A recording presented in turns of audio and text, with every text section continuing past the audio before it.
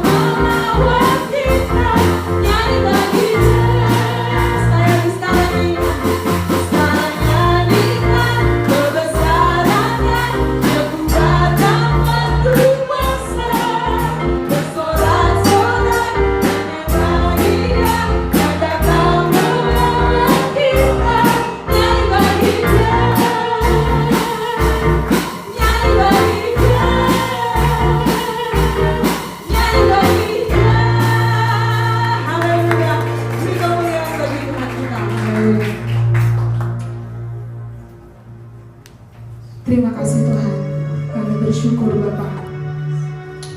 Sungguh Tuhan Kau begitu ajaib.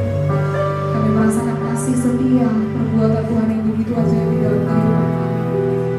Tuhan, kami bersyukur pagi hari ini Tuhan sediakan waktu dan kesempatan yang baru bagi kami Tuhan. Dengan semangat kami yang baru, dengan api yang baru Tuhan, kami boleh berkumpul bertemu dengan Engkau Tuhan, menikmati hadirat Tuhan, bertemu dengan Tuhan, bertatap muka denganmu Tuhan, menceritakan seluruh kisah hidup kami. Bapa, terima kasih Tuhan. Kami mau beribadah Tuhan pada hari ini. Kami mau bawa hati kami, kami mau bawa hidup kami persembahkan di bawah kaki-Mu Tuhan. Kami mau puji, mau sembah, mau tinggikan Engkau Bapa. Bapa, ini ibadah kami Tuhan. Kami mau dedikasikan kepada-Mu. Bapa, kami rindu biar boleh menjadi dupa yang harum bagi Tuhan. Boleh mempermuliakan nama-Mu Bapa. Yes. Haleluya, terima kasih Tuhan. Kami akan memulai ibadah kami. Tuhan, urapilah, hadirlah, sentuh setiap hari kami. Haleluya. Yes. Haleluya.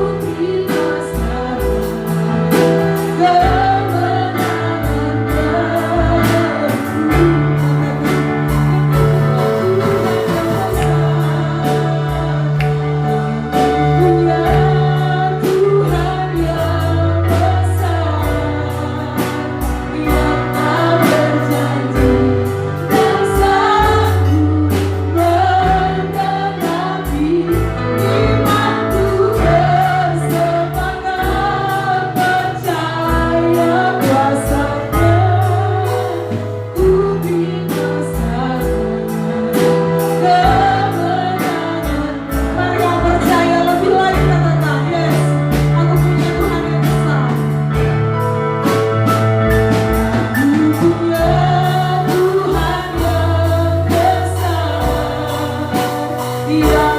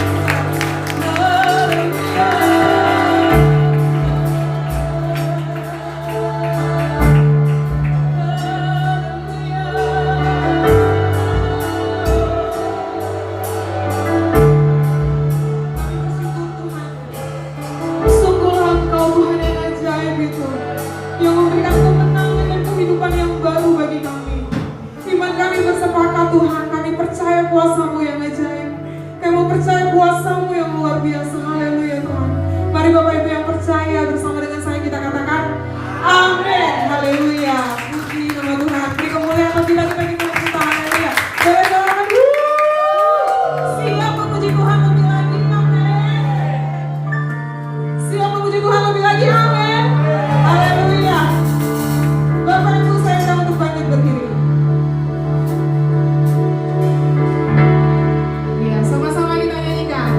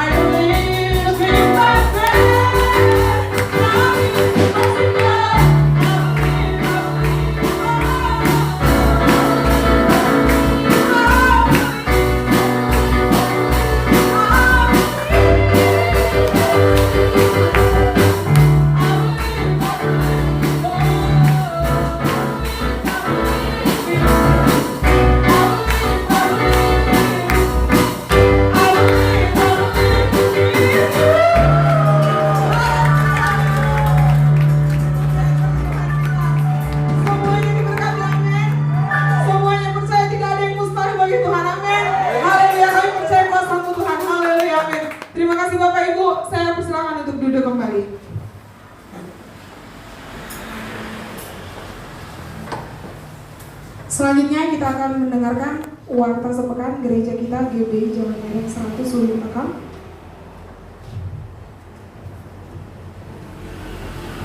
Kami menyambut Bapak Ibu Saudara-saudari yang baru pertama sekali hadir bergabung di tempat ini.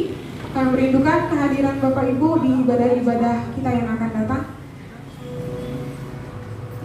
Warta sepekan yang pertama, ibadah subuh setiap hari Selasa sampai dengan Jumat pukul 5 subuh, dan hari Rabu serta Jumat diadakan langsung di tempat ini, dan hari Selasa Kamis itu diadakan online di rumah masing-masing melalui aplikasi Zoom Meeting. Yang kedua, ibadah family altar tetap dilaksanakan di rumah masing-masing, di mana tuntunan FA dapat diakses di YouTube Keluarga Besar GBI Medan Praja. Persembahan FA bisa disetorkan kepada pengurus FA yaitu Ibu Grace Erlin. Yang ketiga, ibadah doa puasa hari Sabtu di tempat ini pukul 10 Yang keempat, ibadah pemuda setiap hari Sabtu pukul 19.30 WIB via Zoom meeting. Warta tambahan yang pertama, pelayanan pastoral seperti pernikahan, konseling, baptisan, doa, dan pelayanan kematian dapat menghubungi nomor seperti yang tertera di layar. Yang kedua, informasi mengenai ibadah akan dikirim melalui grup WhatsApp gereja. Bapak Ibu bisa scan barcode yang ada di mading untuk bergabung di grup gereja kita. Barcode-nya ada mading di depan Bapak Ibu.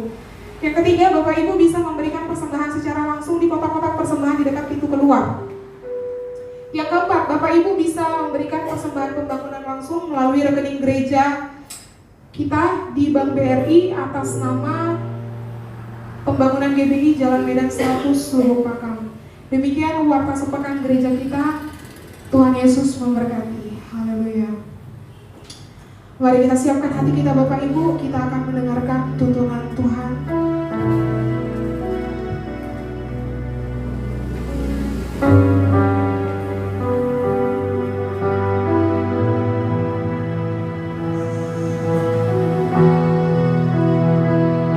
Kami rindu sujud syukur mendengar kata-kata-Mu Tuhan.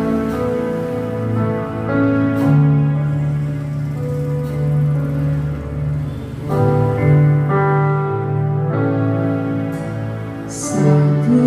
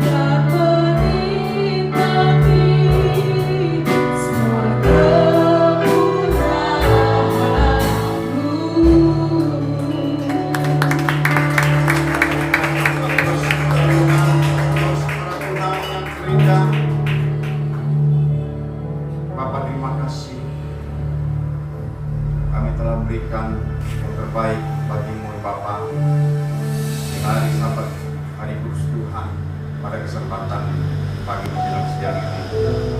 Kami telah dipersatukan oleh Tuhan di hari Sabat kudus Tuhan. Inilah kesukaan Tuhan dan kesukaan kami sebagai umat yang diutus oleh Tuhan di dalam tahun integritas yang Tuhan berikan kepada kami. Tujuan hidup kami yaitu Tuhan. Berkati hamba-Mu, berkati kami semua ya Bapa, untuk merenungkan dan mendengar firman-Mu. Dalam nama Yesus bersama katakan amin. Berikan salam sehati, selamat duduk, salam sehati satu dengan lain. Berikan tangan di depan, pandang satu dengan lain, salam sehati. Salam keselamatan, salam buat kita semua. Amin. Silakan duduk.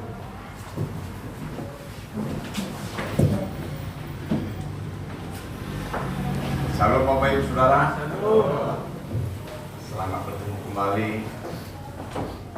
baik melalui pertemuan langsung ibadah raya tanggal 14 Februari 2021 ini, baik juga melalui live streaming. Nah, Bapak sudah kasih Tuhan, pada bulan Februari masih kita tetap diberikan tema daripada pemimpin kita, pemimpin rohani kita, yaitu integritas. Amin. Katakan integritas. Saya akan menyampaikan satu tema, yaitu menjadi hamba Tuhan yang berintegritas. Bapak kasih Tuhan, apa yang mau saya sampaikan Tuhan sebagai hamba-Mu untuk umat-Mu, gereja-Mu di GBI Jalan dan Selalu Makam. Saya bergumul, saya menanti-nantikan Tuhan, karena sudah banyak kita diberikan oleh Tuhan lewat pemimpin rohani kita tentang tema integritas. Bapak Ibu Saudara kasih Tuhan, Tuhan memberikan satu hamba Tuhan di dalam Alkitab bernama Amos. Mari kita baca Amos pasal 1 ayat 1.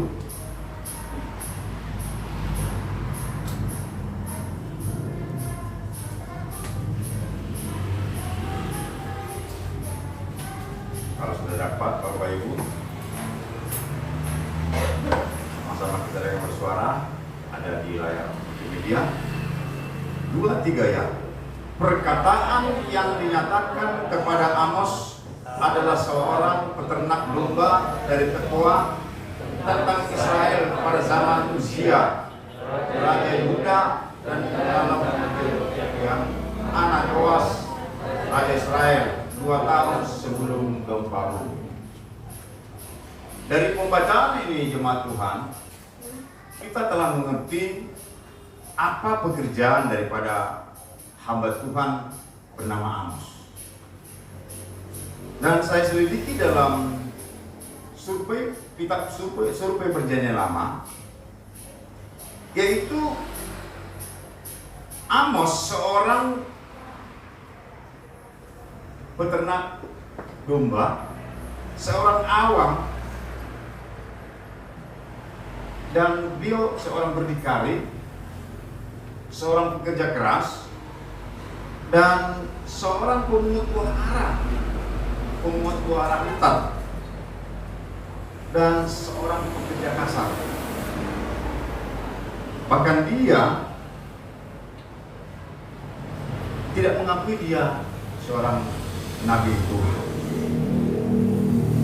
Nah, itu yang saya dapatkan di survei kitab survei Perjanjian Lama.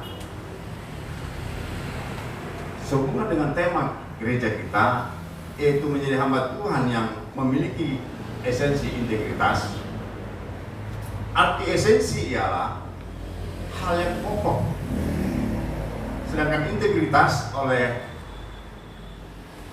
Bapak Gembala sidang kita telah memberikan renungan di tanggal 31 Januari yang lalu, yaitu integritas adalah keutuhan yang bulat,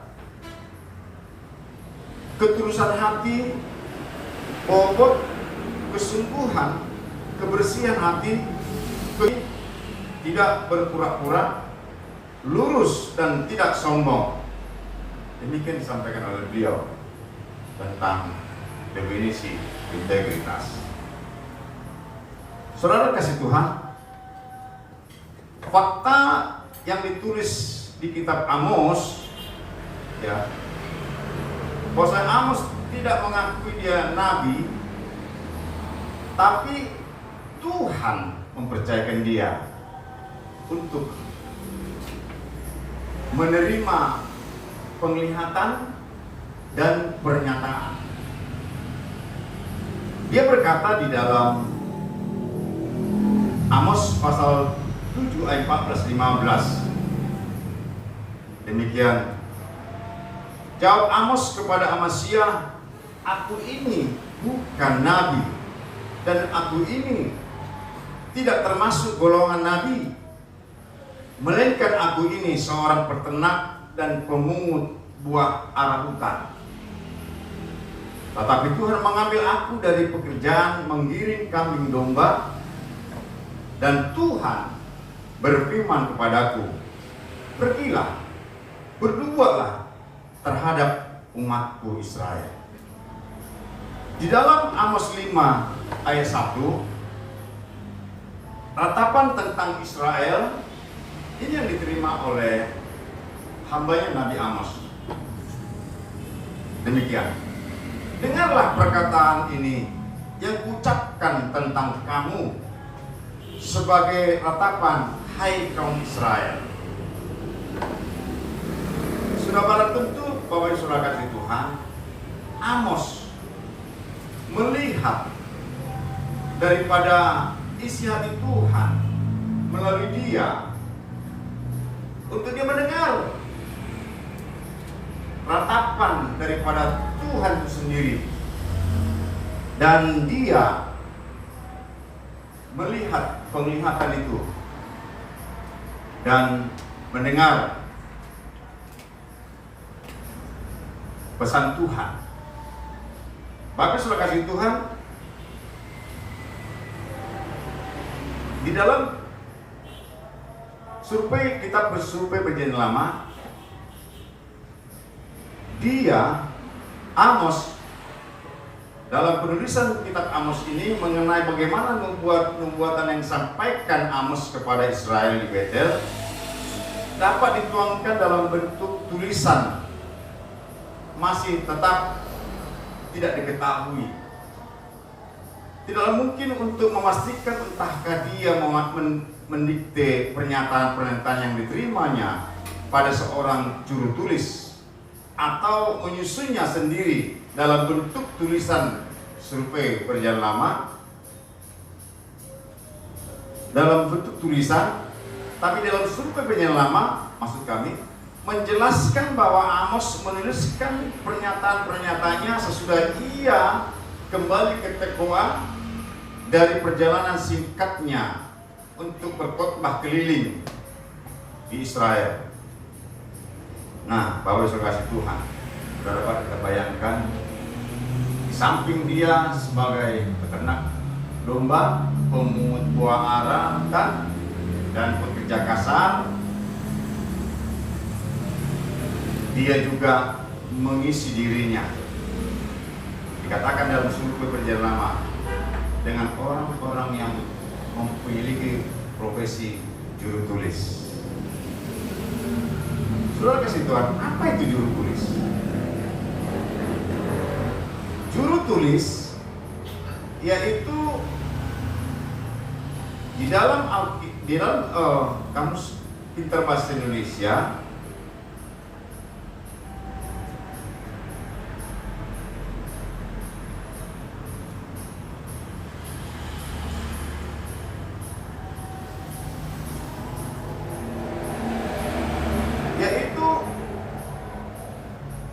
sebagai pengantar surat, pengetik, ya, mencatat, begitu. Nah ini pergaulan daripada Amos. Selain dia sebagai pekerja kasar, peternak domba, dan pengumpul buah hutan. Nah dia dipakai Tuhan kembali, ya, untuk menerima penglihatan dan pernyataan Allah. Bapak saudara Tuhan, penglihatan yang pertama dilihat Amos, yaitu dalam kitab Amos 7 ayat 1 sampai 3, ada penglihatan belalang. Pertama, penglihatan belalang. Penglihatan belalang yaitu tampaklah ia membentuk kawanan belalang pada waktu rumput akhir mulai tumbuh, yaitu rumput Allah. Ulangi, rumput akhir sesudah yang dipotong bagi raja. Nah, ketika Amos diperlihatkan dengan rumput penglihatan pertama ini, dia berkata, Tuhan Allah, berikanlah kiranya pengampunan. Bagaimanakah Yakub dapat bertahan? Bukankah ia kecil? Jadi pernyataan Tuhan kepada bangsa Israel, yang pertama, penglihatan belalang. Di mana belalang itu waktu rumput akhir mulai tumbuh, yaitu rumput akhir sesudah yang dipotong bagi raja, kawanan belalang itu nampak menghabisi rumput itu. Nah, apa yang dilakukan oleh Amos? Dia berkata, Tuhan Allah, berikanlah kiranya pengampunan. Bagaimanakah Yakub dapat bertahan? Bukankah ia kecil? Tuhan akhirnya menggagalkan apa yang rencana Tuhan untuk menghabisi Yakub, Israel, dengan menyesal Tuhan karena hal itu tidak akan terjadi. Nah, yang kedua, penglihatan kedua ialah Tuhan memperlihatkan api. Ayat 4 dalam Amos 7 ayat 4, inilah diperlihatkan Tuhan Allah kepada Amos, tampak Allah memanggil api untuk melakukan hukuman. Api itu memakan habis samudera raya dan akan memakan habis tanah ladang. Demikian juga yang kedua ini, Bapak kasih Tuhan. Amos berani berkata kepada Tuhan. Ayat 5, Amos 7 ayat 5. Tuhan Allah, hentikanlah kiranya. Bagaimana Yakub dapat bertahan? Bukankah ia kecil? Maka penglihatan kedua ini juga Tuhan menyesal, dan ini pun tidak akan terjadi. Nah, saudara kasih Tuhan, penglihatan selanjutnya di dalam kitab Amos pasal 7 ini, ayat 7, berikutnya penglihatan keempat, ulangi penglihatan ketiga tentang tali sifat, ya. Tali sifat, kalau perlihatkan tali sifat, ya.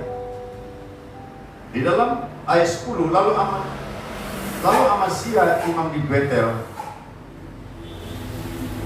ulangi, ayat 7, inilah yang diperlihatkannya kepadaku, nampak Tuhan berdiri dekat sebuah tembok yang tegak lurus, dan di tangannya ada tali sifat.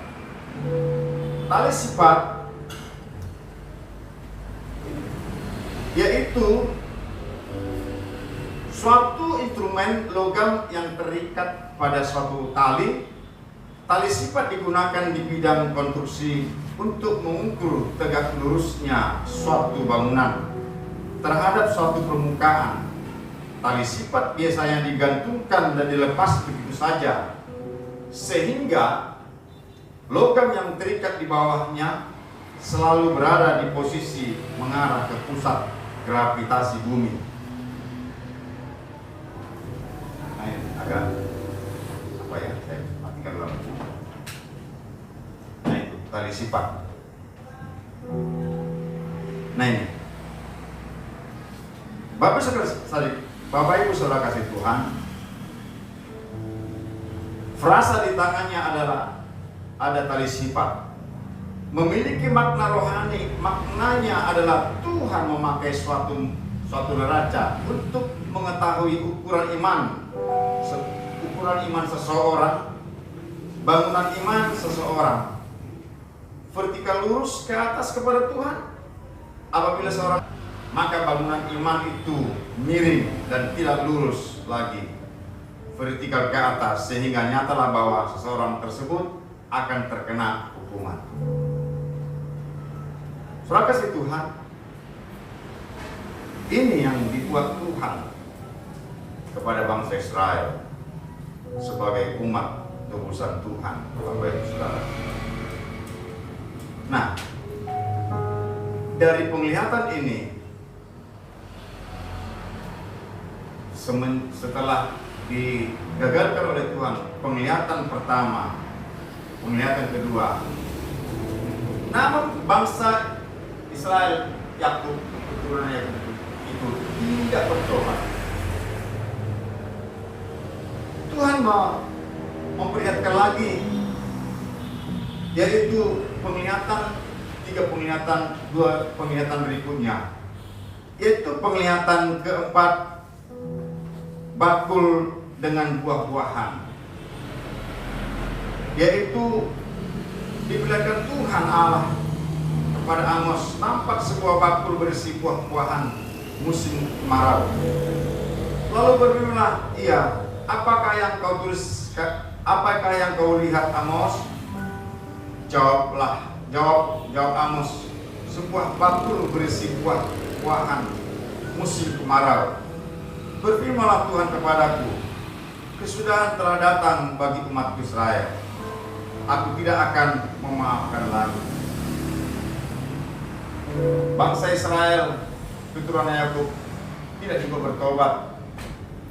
Sekalipun Tuhan gagalkan dua penglihatan, diberikan lagi penglihatan tali sifat.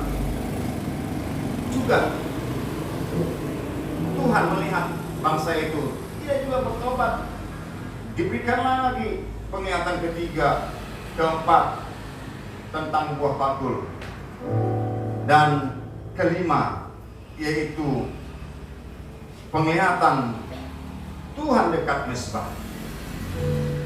Di samping penglihatan yang Tuhan berikan kepada Amos untuk tujuan Tuhan bangsa itu bertobat, Ayub, ulangi, Yakub, keturunan Israel Yakub, Tuhan juga memberikan kepada Amos, yaitu tentang pernyataan Tuhan. Pernyataan Tuhan untuk jalan hidup. Sebab beginilah firman Tuhan kepada kaum Israel, carilah aku, maka kamu akan hidup. Janganlah kamu mencari Betel, janganlah pergi ke Gilgal, dan janganlah menyeberang ke Berseba. Saudara kasih Tuhan, itu yang diberikan Tuhan penyertaan. Dan yang kedua, melawan perkosaan keadilan. Hai kamu yang mengubah keadilan menjadi tipu dan yang mengempaskan kebenaran ke tanah. Dia yang telah membuat binatang, dia yang telah membuat bintang ketika dan bintang balantik yang mengubah keselamatan, yang mengubah kekelaman menjadi pagi. Pernyataan yang kedua juga mereka tidak mengindahkan. Dan pernyataan yang ketiga, hidup dan mati, di dalam Amos pasal 8 ayat 14. Carilah yang baik dan jangan yang jahat, supaya kamu hidup. Nah, Bapak Ibu Saudara kasih Tuhan, apa yang membuat bangsa Israel berdosa? Apa yang membuat bangsa Israel itu tidak mengindahkan Tuhan? Yaitu, saudara kasih Tuhan, oleh karena perilaku daripada seorang raja namanya Yerobeam. Dia memerintah. Pada zamannya banyak pemerasan yang dilakukan orang-orang di dalam kota. Orang-orang tidak tahu berbuat jujur. Terjadi kekerasan dalam istana kerajaannya.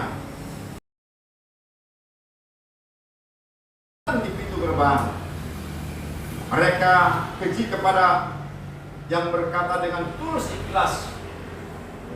Mereka menginjak-injak orang yang lemah. Mereka menjadikan orang benar terjepit. Mereka menerima uang suap. Mereka mengesampingkan orang miskin di pintu gerbang. Mereka menjadi congkak. Orang-orang menyewa berhala di Betel. Kisah Bapak Ibu Saudara kasih Tuhan, baca nanti di rumah di dalam Amos pasal 3 dan 5. Nah, Bapak Saudara kasih Tuhan, inilah penyebab daripada mengapa Allah melalui hambanya Amos yang cukup sederhana pekerjaannya, bahkan tidak perhitungkan oleh dunia ini, yaitu dia sebagai peternak domba dan pengumpul buah rambutan, sekaligus pekerja kasar. Tapi dia bergaul dengan orang-orang yang terampil, yaitu juru tulis. Nah, Bapak Ibu Saudara kasih Tuhan,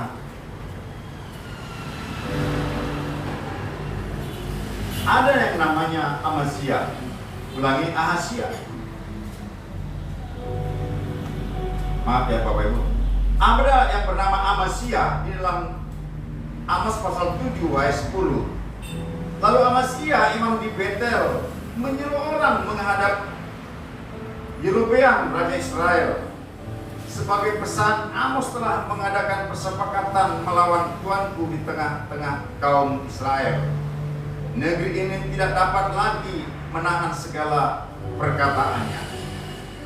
Sebab beginilah dikatakan Amos, Yerobeam akan mati terbunuh oleh pedang, dan Israel pasti pergi dari tanahnya sebagai orang asing, orang buangan. Sudah dijelaskan tadi di dalam Amos pasal 3 dan pasal 5. Bagaimana dalam kerajaan Yerobeam tidak mengindahkan moral, tidak mengindahkan Tuhan dalam kehidupannya. Bahkan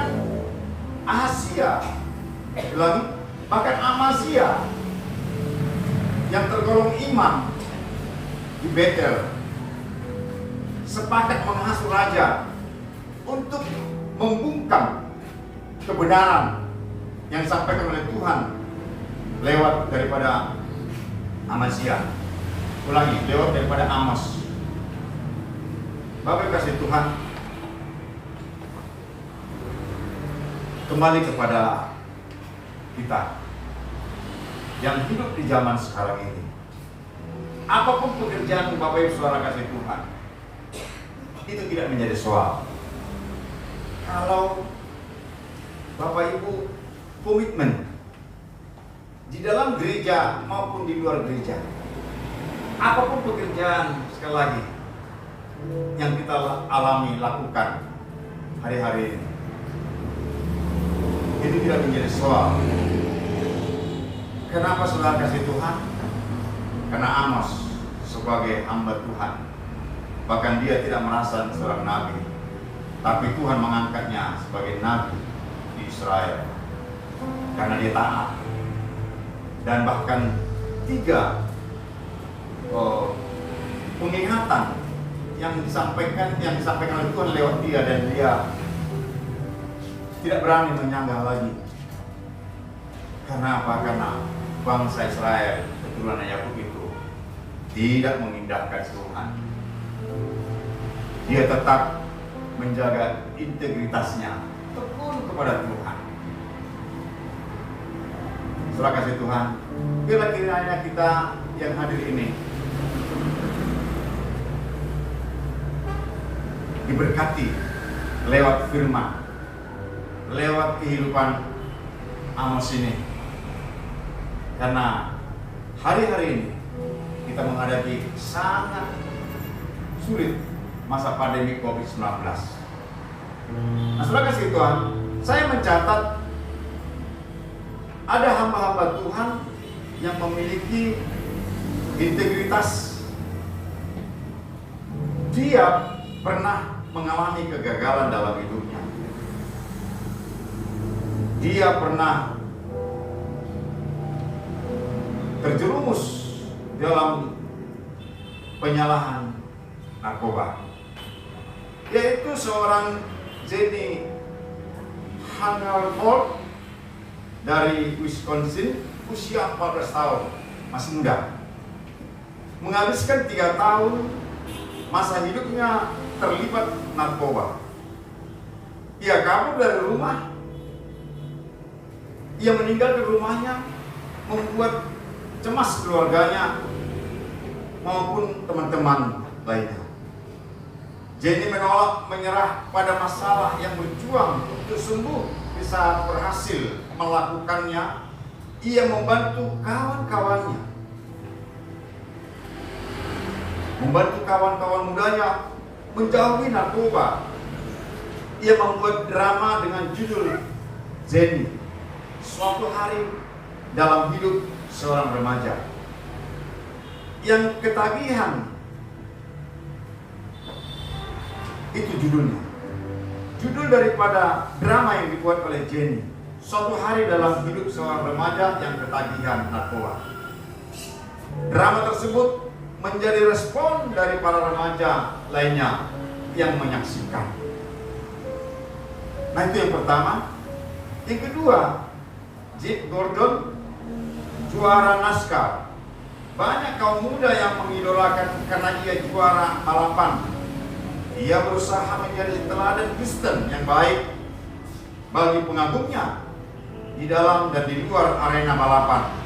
Ia membuka Pepsi di atas podium daripada membuka kaleng bir atau sampainya. Ia juga meluangkan waktunya berjam-jam melakukan amal dan berbicara dalam perkumpulan Kristen tentang betapa ia mengasihi Yesus. Mengapa? Sebab Jeff tahu ia berpengaruh dengan cara positif. Yang ketiga, John Maxwell. John Maxwell duduk di bangku SMA, pecinta bola basket. Setelah komitmen melayani Kristus, ia selalu meluangkan waktu untuk berdoa, masuk ruangan loker. Selesai pertandingan, suatu hari pelatih menemui dia dan melihat sekeliling dan menyapanya. Apa kabar, John? John menjawab, saya sehabis pertandingan. Keberhasilan yang kita miliki adalah dari Tuhan. Jadi saya menyempatkan diri untuk berdoa. Ternyata baru saudara kasih Tuhan, apa yang dilakukan oleh John 14 tahun kemudian, guru, pelatih, sekaligus daripada John semasa SMA meneleponnya, "Saya ada masalah, John." Dan saya sudah tahu kamu seorang disiplin sewaktu berlatih dan menjadi tim kita dan seorang berdoa. Saat ini juga gurunya menerima Yesus sebagai Tuhan. Amin. Nah, ketiga kisah ini, Bapak Saudara kasih Tuhan, kembali kepada sebagai hamba Tuhan yang memiliki integritas. Bukan berarti tidak pernah salah ataupun imannya jatuh. Seperti seorang putri Jenny Mangelford tadi, umur 14 tahun, dia sudah terlibat jatuh dalam narkoba. Tapi mereka bangkit. Amin. Dia rubah. Dia tidak mau untuk kembali kepada semula. Saudara kasih Tuhan, apa yang menyebabkan kembali Israel itu jatuh ataupun diberikan Tuhan tuntunan lewat tali sifat? Alkitab mencatat yaitu Yerobeam berbuat salah, berbuat dosa di hadapan Tuhan, yaitu dengan dia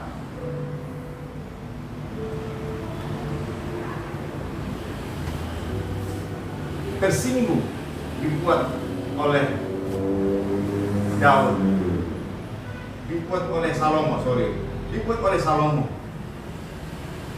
tersinggung di dalam 1 Raja-Raja 11 ayat 26. Ketersinggungan daripada Yerobeam itu membuatnya jatuh dalam dosa. 1 Raja-Raja 11 ayat 28, ulangi ayat 26. Saya akan membaca kepada saudara. Juga Yerobeam bin Nebat, seorang Efraim dari Zereda, seorang pegawai Salomo, nama ibunya Zeruya, seorang janda memberontak terhadap raja. Ayat 7, inilah alasannya mengapa ia memberontak terhadap Raja Salomo. Raja Salomo mendirikan Milo, dan ia menutup tembusan tembok kota Daud ayahnya. Ia tersinggung. Saudara kasih Tuhan, ini penyebab salah satu kejatuhan daripada Yerobeam dan membawa bangsa Israel kepada penyembahan berhala dan etika moral yang tidak baik. Nah, selanjutnya dia membuat 2 anak lembu jantan dari emas dan menyembahnya. 1 Raja-Raja 12. Mari kita lihat di dalam kitab 1 Raja-Raja 12 ayat 28 sampai ayat 28 dan 30. Coba sama-sama kita baca. 2, 3, ya.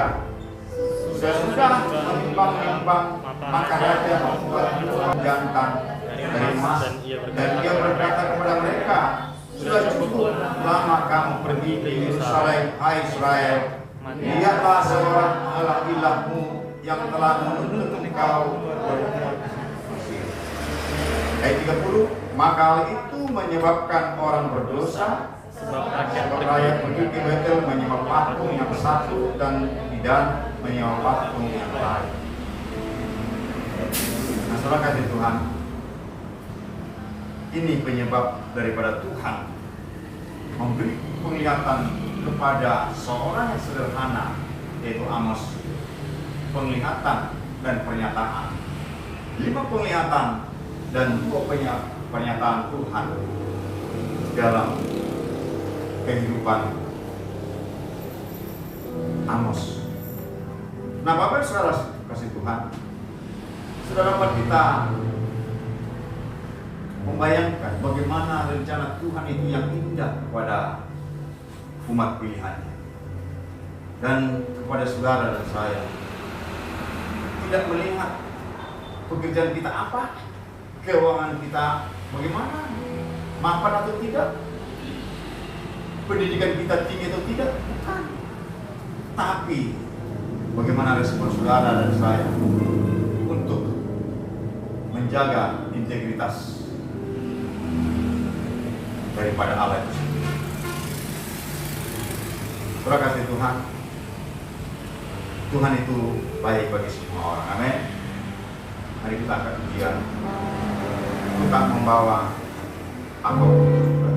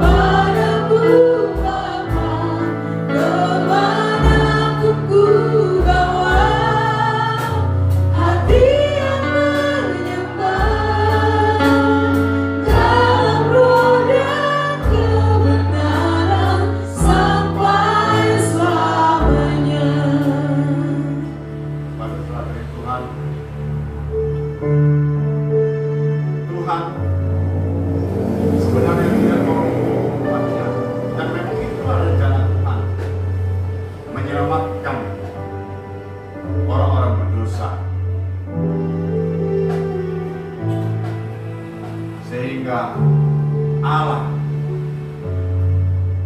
dalam diri Amos memberikan penglihatan, memberikan pernyataan Tuhan untuk dituruti daripada bangsa yang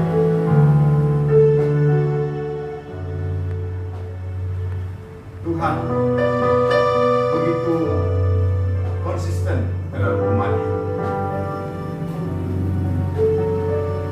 Tuhan mengajak kita semua.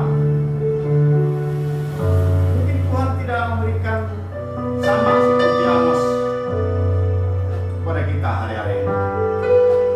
Tapi di masa sulit COVID-19,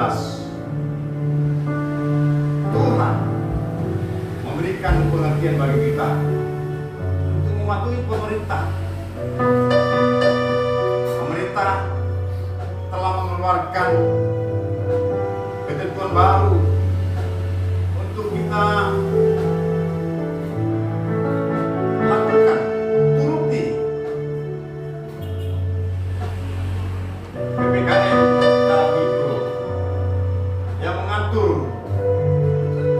pola hidup kita, sebab angka daripada penyebaran COVID masih tinggi. 5M diberikan kepada kita, ditegaskan kembali untuk kita patuhi. Bahkan ujung rohani kita mendapatkan 6M, yaitu vaksin COVID-19. Dan pemimpin rohani kita mengajak kita untuk berdoa, bersyafaat bagi bangsa ini, dari intoleransi radikalisme. Kita telah berdoa dalam bulan-bulan terakhir ini untuk pemimpin bangsa kita, untuk kesatuan, untuk keutuhan NKRI, untuk TNI dan Polri, BIN, Badan Intelijen Negara, untuk mereka boleh mengatasi masalah yang ada di bangsa ini. Perlu peran kita.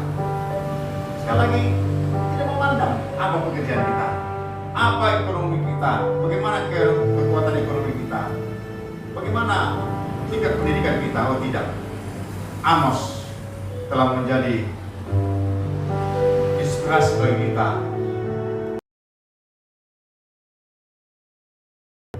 Terima kasih Tuhan.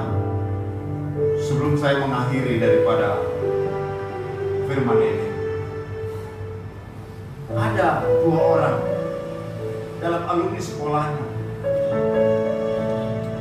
Yang satu berintegritas dan dia berhasil menjadi hakim, sedangkan yang satu lagi tidak memelihara integritasnya dan dia mengalami kesulitan.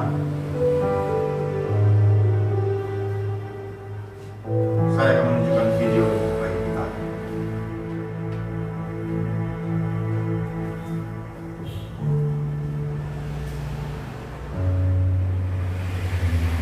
Silakan.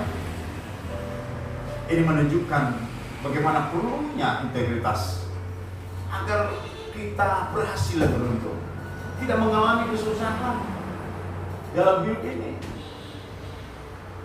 Ya, suara.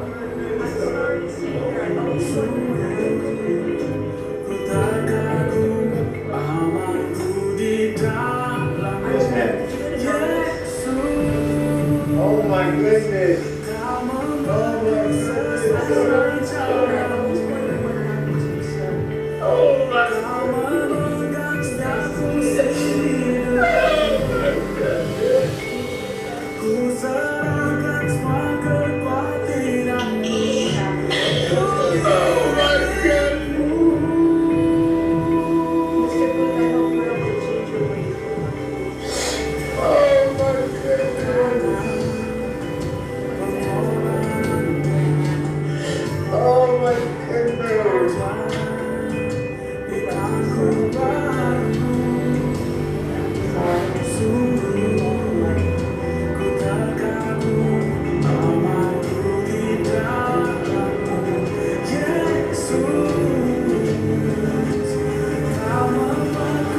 Baik, Bapak Ibu kasih Tuhan.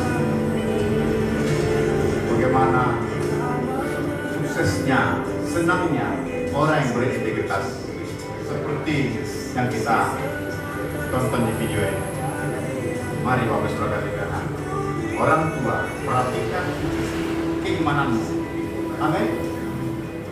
Gereja kita telah membuka kelas kom seri 100 online GBI Rumah Persembahan. Daftarkan saudara kasih Tuhan agar engkau berpengetahuan tentang firman Tuhan. Amin. Dan di gereja kita juga segera akan kita adakan les untuk anak-anak kita untuk bermain musik seperti yang ada di depan ini.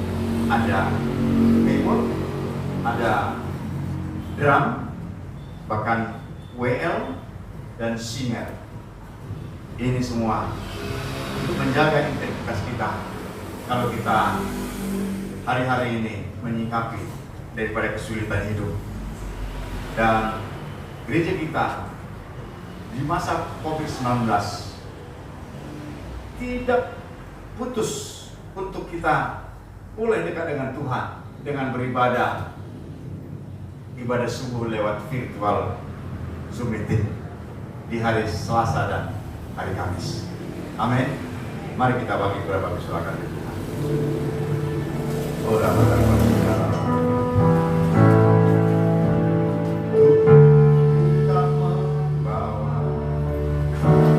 apapun juga saat ku datang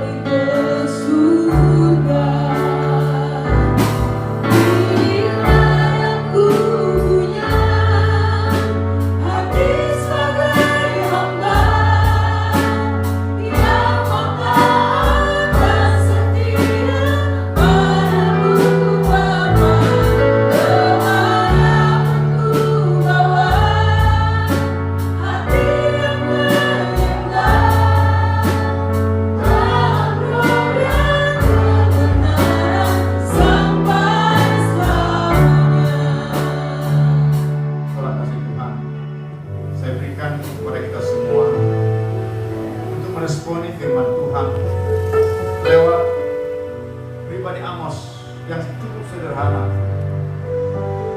di mana kita hari-hari dituntun oleh Tuhan bagi gereja kita, bagi bangsa kita, sekitar kita. Mari angkat tangan. Engkau mau diberkati Tuhan seperti Amos yang cukup sederhana, tapi Tuhan memakai dia untuk menyampaikan kekuatan daripada Allah. Gereja kita telah cukup jelas atas penyertaan Tuhan lewat pengembalaan gereja ini dengan ketunjukan kepada pemimpin rohani kita, mengajak kita untuk beribadah di masa COVID-19 dan membelajar firman Tuhan lewat virtual Zoom. Dan Tuhan Allah kami, ini Tuhan umat-Mu, kami semua Tuhan mau beribadah kepada Tuhan, mau dipakai Tuhan, sekalipun ya Tuhan pekerjaan kami cukup sederhana di dunia ini, tidak diperhitungkan dari dunia ini, tapi kami mau menjaga ya Tuhan integritas kami sebagai hamba Tuhan, sebagai warga negara yang baik, untuk kami boleh dekat dengan Tuhan lewat ibadah kami, lewat kehidupan sehari-hari kami, dimanapun kami bergaul Bapak. Seperti anak remaja 14 tahun, dia membuat suatu drama dan bertemu dengan satu orang lain. Dia menyatakan dia adalah hamba Tuhan yang mau berubah. Demikian juga Tuhan Yesus. Semua kami yang ada di tempat ini untuk ambil bagian masa COVID-19 dengan mematuhi pemerintah. Karena hari-hari ini pandemi COVID-19 masih menunjukkan angka naik jumlah paparan daripada COVID-19. Terima kasih Bapak untuk firman-Mu. Terima kasih Tuhan Yesus, karena kami tahu kepada kamilah janji-janji-Mu ya Bapak, kepada keturunan kamilah janji-janji-Mu. Terima kasih Bapak. Umat-Mu yang sakit sembuhkan ya Tuhan, tidak terkecuali yang bersama dengan kami dalam ibadah live streaming di tempat masing-masing. Kau sembuhkan Bapak dalam nama Yesus. Beban mereka yang sungguh menekan hidup mereka, angkat ya Tuhan dalam nama Yesus.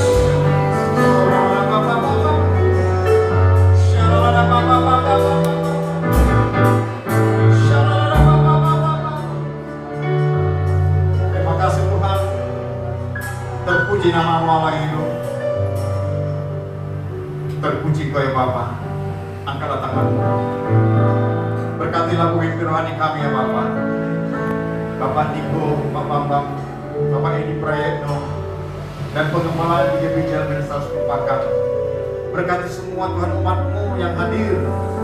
Terima kasih Tuhan. Demikian juga yang hadir lewat live streaming. Kau berkati Tuhan. Bahkan persembahan-persembahan yang kami bawa, persembahan buah sulung, persembahan khusus, perpuluhan, persembahan pembangunan, Tuhan akan berkati kami dan Tuhan perintahkan berkat-berkat surgawi, berkat matahari, berkat bulan bintang, berkat gunung-gunung, berkat lautan, berkat angin. Tuhan berikan kepada kami. Terima kasih Tuhan Yesus. Umat-Mu sekali lagi Tuhan akan kami berpisah satu dengan lain. Kami akan tangan kami. Katakan Shalom Yerusalem, Shalom Yerusalem. Damai dan sejahtera bawamu. Pulanglah, bawalah berkat, kasih dan sukacita daripada Allah, kasih sumber melalui Yesus Kristus Tuhan kita. Dalam persekutuan masalah Kudus, itulah menyertai kita hari ini. Esok hingga Maranatha harus menjemput kita di awan-awan permai. Bersama dengan saya katakan, Amin.